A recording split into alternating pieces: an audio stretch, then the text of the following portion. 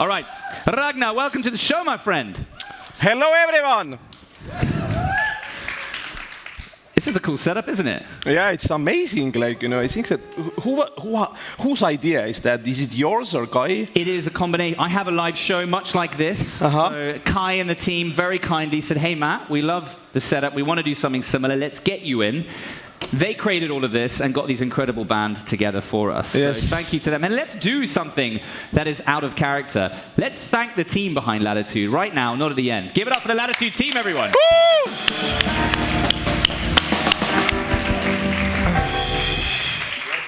Now, Ragnar, I did a little research, figure out who you are, my friend. Obviously, there's a lot of things on you. You've been active. PR's working well.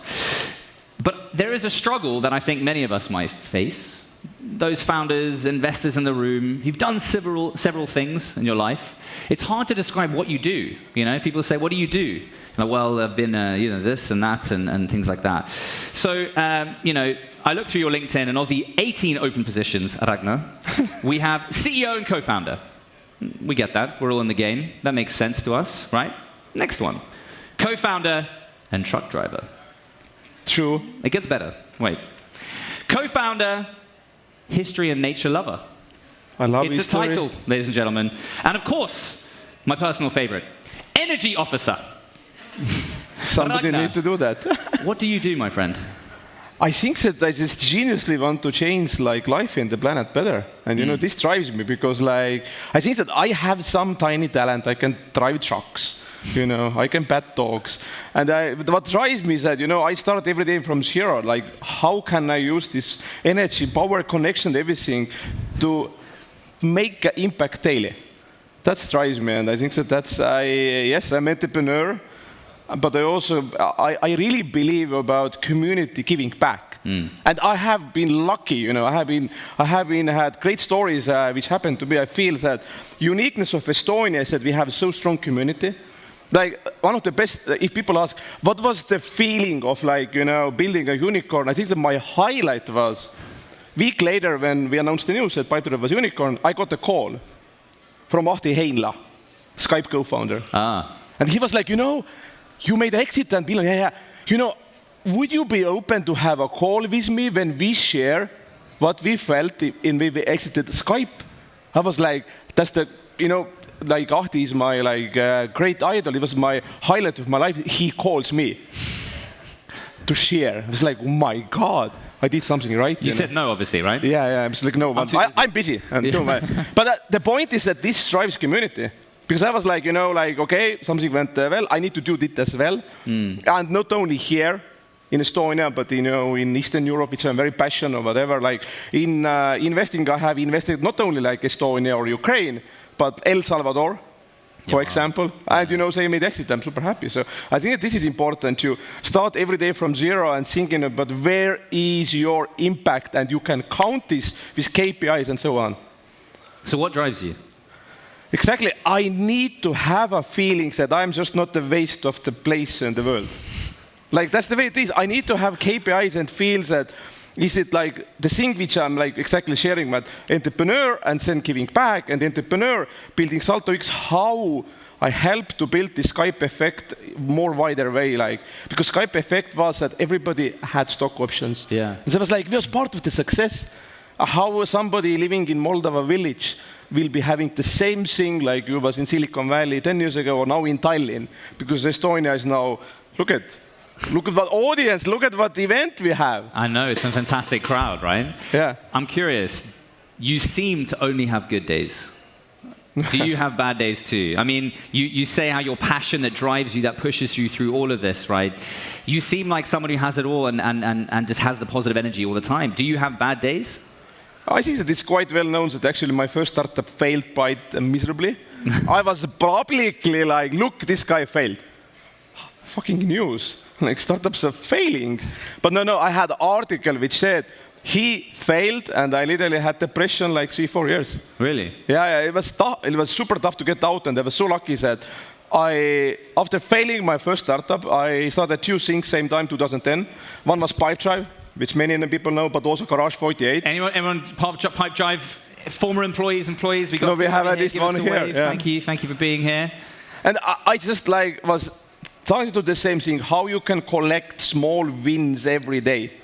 Because you need to balance, because I think the biggest lesson which I have learned is that if you're a founder, you need to accept the fact that you are failing every single day. If you don't do that, you don't try out. You are too safe. Like I am still, whatever I did in the history, every day is a unique. Everything is changed. The marketing, what we did 2013 doesn't work today. It's 10 years, and so on. So I just need to accept the fact that I keep doing mistakes, because if I don't do them, I am not doing new stuff. I'm curious when your journey transitioned over, because many of you will probably be aware of this, but I wasn't before I really learned about the ecosystem here. Ragnar, you've been pretty active. When I joke about being a truck driver, there's a military angle to that, right? And I don't want to go into that topic area until tomorrow when I interview the Prime Minister. I'm kidding, I'm not going to do that with her. But I am interviewing your Prime Minister tomorrow morning on this show. Stay tuned for that one. The trucks, thanks for the little laugh in the corner there. Give me a 5, cheers, love it. Audience is getting involved. But I'm curious, when did that become part of your sort of mission statement to support the Ukraine front? So, just a full disclaimer, I am extremely heavily connected with Ukraine. I could say I'm loving Ukraine and I'm married with Ukraine. My wife is Ukrainian. But I have been also investing to Ukraine. I have been opening startup center in Ukraine. And for me, war started extremely personally. Our head of the Kiev lift, she was flying from Estonia, 23rd with the last plane which landed in Kiev. And exactly, and she didn't know that everything is starting now. And I'm opening my Facebook, like she called me 4:35, and they needed to move from Kiev to Lviv. And, clearly there wasn't startups in Kiev 24th of February.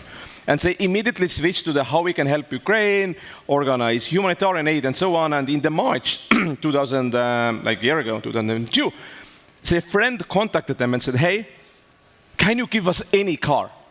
Like any car. Because we was on the Kharkiv.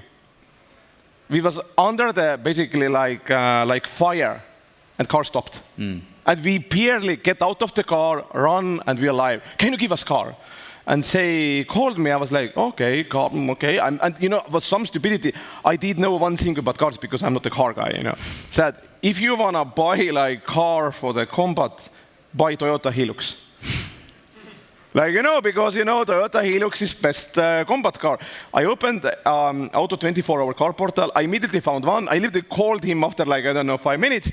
Okay, let's meet tomorrow. And, I bought this literally okay, seems to be good. Here's the money.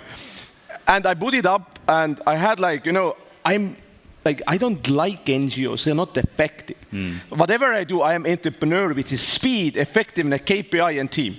So I literally got the car Sunday. I posted it out, I said, hey guys, I will drive this car personally next Friday, after 5 days, 6 a.m. from Lift 99 parking slot.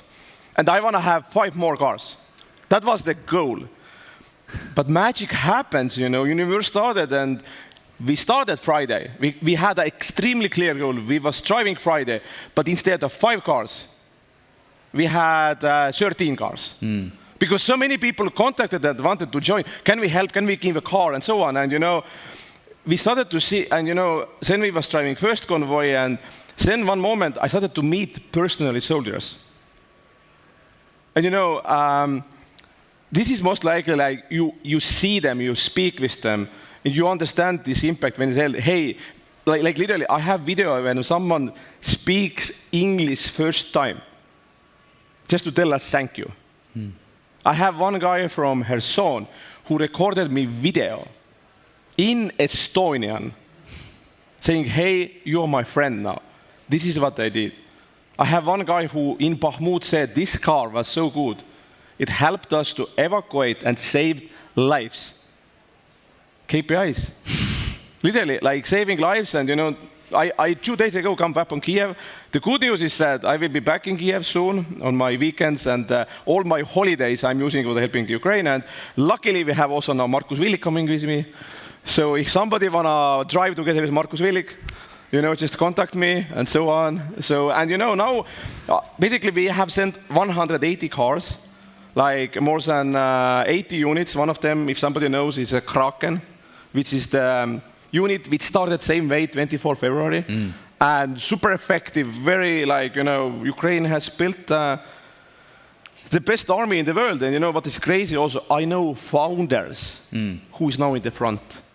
Like literally, it was, so Ukraine is saying, the war started by the soldiers, but it will be won by school teachers, scientists, libraries, anyone, because now the army is every person who feels wanna basically in Ukraine they're joining army. And come on, I think that we are a small country, it takes exactly 30 hours to drive from Tallinn to Kiev. I have done it, I can sure this is the time. And there's no question that if we need to do everything, but not only help us, but spread the word, that word would help. That's also, I think, Kaja Kallas has done amazingly pushing others. Because, Jurad, background music, please. Someone asked you this question, as we tend to finish with. How can we help you? How can you use this event today as a platform? Yeah, amazing question, guys. What has happened is that people are tired of war. Everybody understands that. But super important is still publicly talk about it and help whatever way. Especially now in Estonia, we had some stupid scandal. 99% of the organizations which are helping is super passionate doing everything by the same. Please, it's just, spread the word, help whatever way. Every tiny help will help to win this war faster. That's super important. So I think this is exactly that.